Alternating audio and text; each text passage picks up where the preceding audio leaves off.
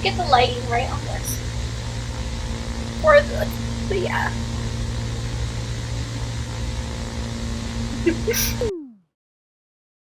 Hey guys, it's Lucy. So today we're doing I can't see myself because I'm literally holding this up with a jar of dog treats. And I have Natalie with me.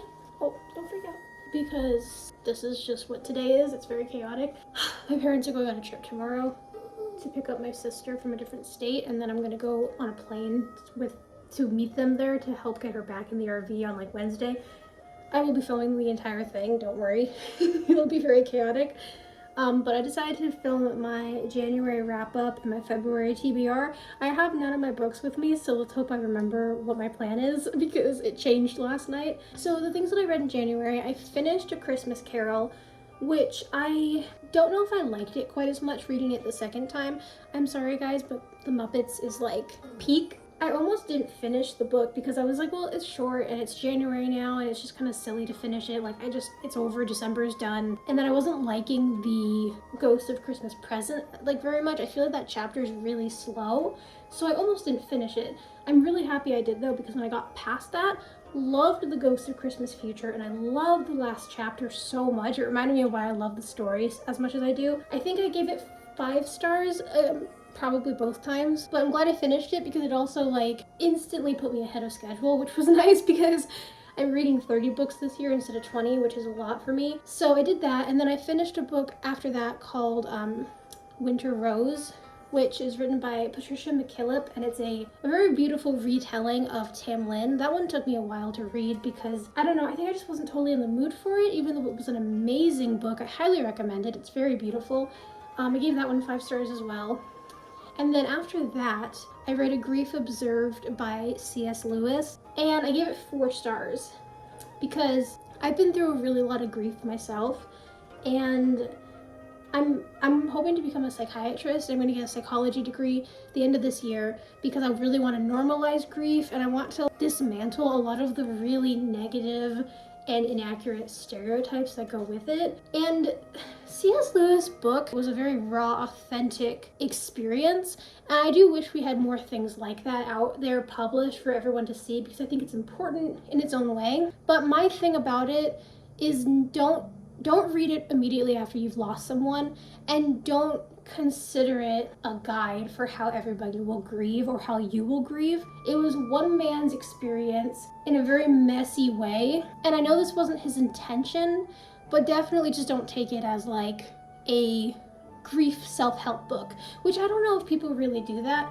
but I just feel like there are some things that, not that he got wrong, because you can't really get grief wrong if it's your own experience. Like, it's everyone experiences it differently, and it's valid no matter how you feel it, but just don't take it as gospel for everyone's experience, especially yours, because if you don't relate to certain things that he said, or you feel like disheartened by any of it, don't, because it's definitely like, I think some things, he overthinks everything so much too.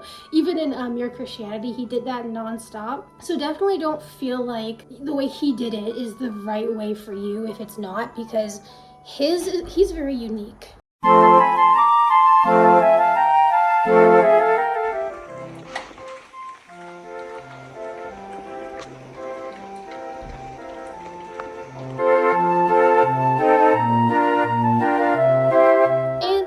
Natalie does not have her coat on right now. That is everything that I read in January. I usually only read like 1 or 2 books in a month, so I was actually kind of proud of myself for reading A Grief Observed as well, even though I technically was only finishing other books. But I also started The Dark Lord of Dirkholm and got like 100 pages into it, and then I also started a school book that I'm going to finish this month. So like, I feel like I read a lot more than I normally do. It just was a little unorganized. So I'm gonna try to refocus it more this month. But then my February TBR, also keep in mind, I don't remember the names of a lot of the authors, so I'll put them up on the screen. So the first book I'm gonna read is Shark Heart, and I was planning on reading it once my parents leave because I'll have like 2 or 3 days. During that time, I figured I could probably finish the whole book because it's like 400 pages, but it's also like usually there's just like a little bit of writing in the middle of the page, and that's like a whole chapter. So it seems like a very fast read. Oh, you okay? She's digesting. Oh, man. Oh, also that one is, it's basically the whole book is an allegory for like a terminal illness. The husband is turning into a shark, which I know how that sounds, but it's supposed to be really good. And it's basically like about how they're coping with the change and all of his thoughts and feelings and how he will no longer be there for his family. So that's happy. After that, I'm going to bring Dog's Body by Diana Wynne Jones on the plane with me. And are you going to lie down? That's one of my favorite books by her. It's about this alien who gets accused of a crime that he didn't commit. And so he's basically sentenced to live his entire life as a dog. And like I think normally he'd live for like thousands of years, but because he's turned into a dog, he only gets a dog's lifespan, which is like, 10 to 12 to 15 to 20. You have a long way, it's okay. And he's basically, while he's on Earth, he has to find the weapon that was used in the crime that fell to Earth to basically kind of like clear his name. And then he ends up being adopted by this little girl who's like has kind of an abusive family and ends up bonding with her.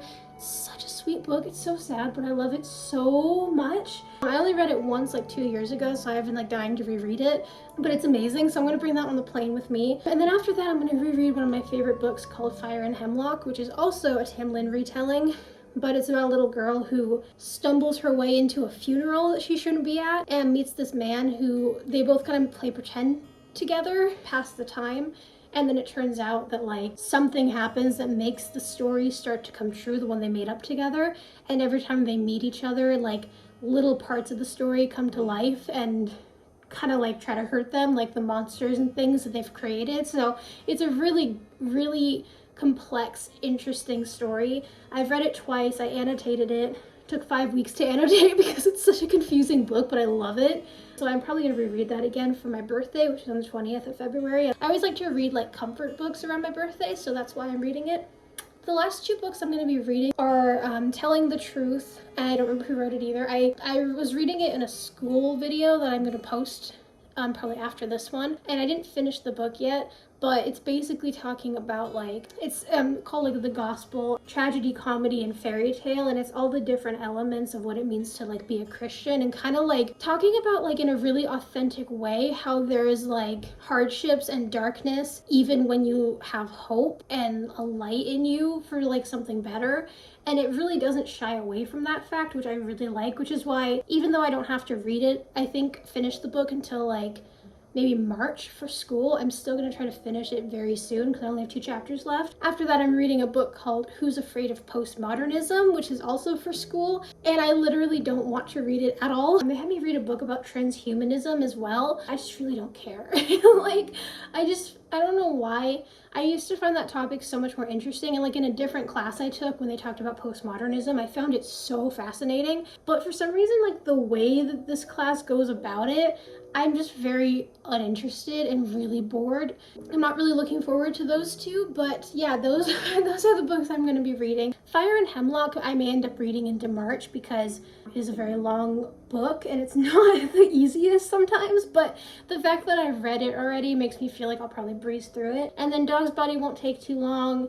And then, like I said, I'm almost done with Telling the Truth, and I only need to read 2.5 books per month, so I'm actually like ahead of schedule, which is really cool. So yeah, that was my wrap up in TBR. I would like to do these once a month because I haven't done one in like 7 years. I'd like to make some better ones in the future and also hopefully have more to talk about because this felt very short. Still can't see. But yeah, thank you guys so much for watching, and I will see you next time. Goodbye!